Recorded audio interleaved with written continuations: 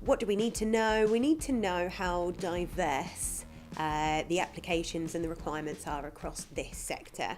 And I think what we've really learned today from the great discussions that we've had is ultimately every single end user, every single application is going to be unique, and we have to start by understanding what problems they're trying to solve and what their end goal is, what the end goal of the customer journey is, or what it is that they want to achieve through technology, and we fit that technology to what they're requesting. I think that what we've all got to learn is there's a balance to be struck. So we do have to educate the retailers, we do have to show them new things, we do have to give them ideas and food for thought to allow them to generate their own ideology around what it is that they're trying to achieve.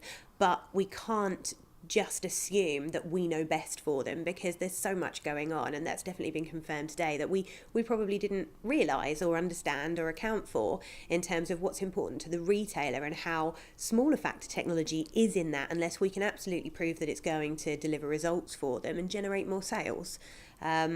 So moving forward, I know that I want to be speaking to the manufacturers about versatile products that answer more than one problem in a single solution that we can take to educate, and vice versa. We want to make sure that the retailers understand the importance of giving back to us what they feel is missing, so that we can guide the manufacturers in what technology is required, and software is doing a lot of this for us. But again, people are put off so much by wandering around shows like RBTE and going, oh, this is great, is it out of the box solution? No, it's not. It's made up of 7 different manufacturers' products. It's wonderful for the integrator because they can draw all that together and that's their expertise, or even the consultant.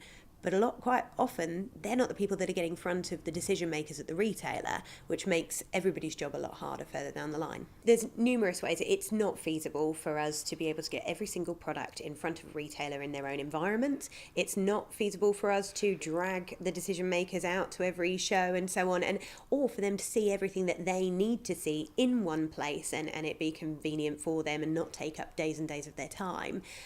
It is difficult though, because in lab testing and environments in these future stores, flagship stores, they are only relevant to that particular space, to that particular location, that footfall, that demographic. And for most of these brands that are global, that doesn't answer the individual problems of each territory.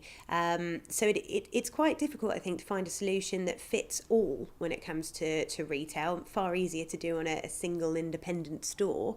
They know what they want, they know what they're trying to achieve, and any sort of testing that they want to do is relevant because it's done in that one location.